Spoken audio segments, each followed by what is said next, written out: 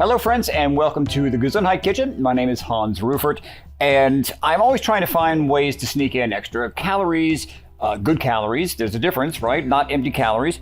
Looking for extra protein, and oftentimes, food becomes a chore. So anything that can be a somewhat common ingredient used in a different way, to me is kind of exciting.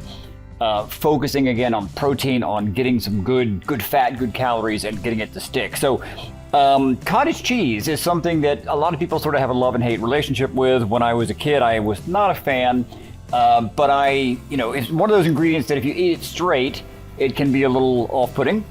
But we're going to use it in a couple different ways that I think you're going to enjoy it. Number one, I want to kind of point out the fact that most cottage cheese is actually cultured. And so if you'll look right here, it says contains live and active cultures. Just like yogurt, just like cultured sour cream or kefir, all of these great probiotic foods that I like to talk about, cottage cheese is one of them.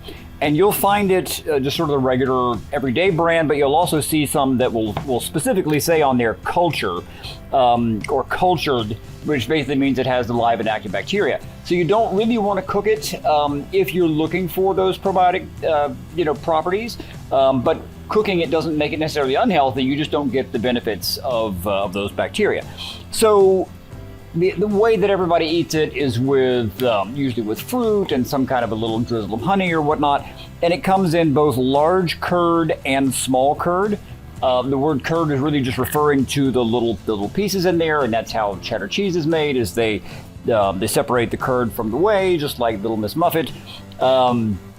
But the idea, of course, being is that you can use this in a multitude of ways, and it has 14 grams of protein. Even the low-fat version has 14 grams of protein, and this Good Culture brand has 19 grams of protein per serving. In this particular thing, this is a serving size, right? So if you ate this with some fruit, you're getting 19 grams of protein.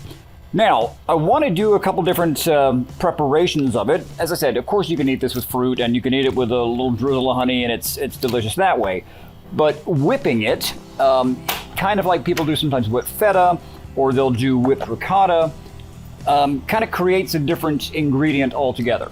So we're going to go into our blender with, you can do as much or as little as you like. Typically, if I'm making this at home, I'll do the larger container, and I'll use that as my cream cheese alternative. So it's going to become my spread that I use for toast or on a bagel. It's going to get loud here for a second.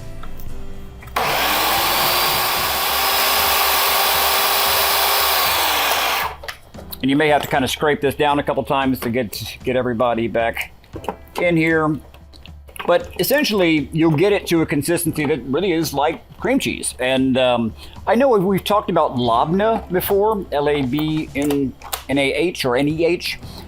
It's kind of like that. It's a probiotic-rich version of cream cheese. A little more blending.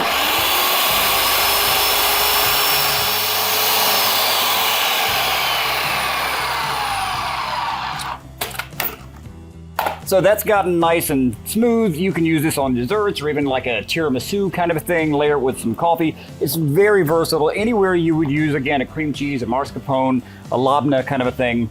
And so what I'm going to do is use it as a spread here for my morning toast. You can flavor this. So like if you wanted to make a batch that had honey in it, or had some, say you had some fruit that was, kind of getting a little ready to use, you could make a blueberry spread like this. So what I'm going to do here is just put this on some toast, take some fruit. I got some fig trees in my backyard, and it's fig season right now, and I'll take advantage of that.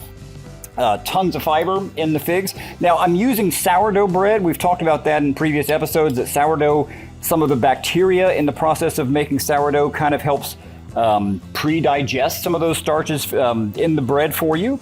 So it's a little easier on the gut, and we're learning more and more about the bacteria in sourdough, how healthy that is. So this is just a great breakfast option for you, or even a snack. Anytime you can sneak in more protein, do it. I'm gonna watch my sugar, but I'm just gonna put just a little drizzle of honey on that, and then a little sprinkle of these hemp hearts, and these are the shelled hemp hearts. also high in protein. So with the 19 grams of protein from that particular cottage cheese and say another 3 grams of protein, this is kind of the equivalent of like a steak. Now, don't compare it to a steak. It's not that kind of a thing, but that as a snack or a breakfast option is really fantastic.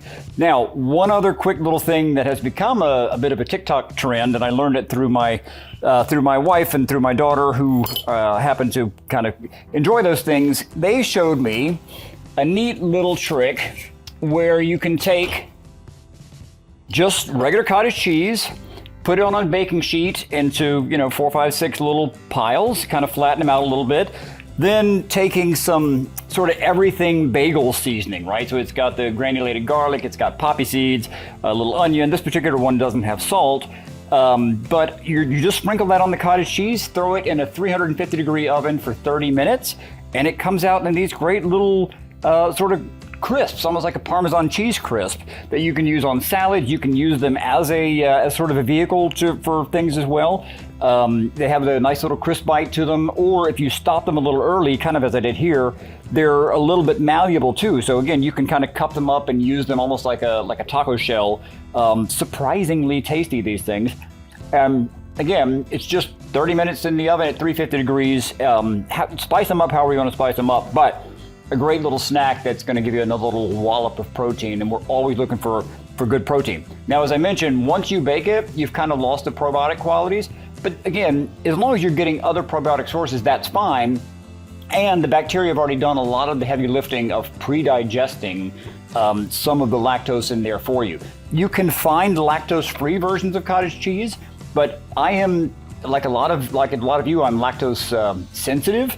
So I try to go lactose free, but with most of the cultured dairy, I don't have a problem with it. But that's going to be up to you to kind of find your outer limits of what you can and can't tolerate. So a sort of a common everyday ingredient, but I wanted to kind of show you a couple different preparations. So we've got whipped cottage cheese, we have the baked cottage cheese crisps, but eating it just with some fruit straight out of the container is a great way to sneak in some probiotic-rich, healthy calories that are also high in protein. As always, we love your feedback and love to hear kind of what you're doing. You can reach us on all the socials at gastriccancer.org as well. And until next time, take care of yourself, or if you're the caregiver, thank you for taking care of your loved one. We'll see you next time here in the Gesundheit Kitchen. Take care.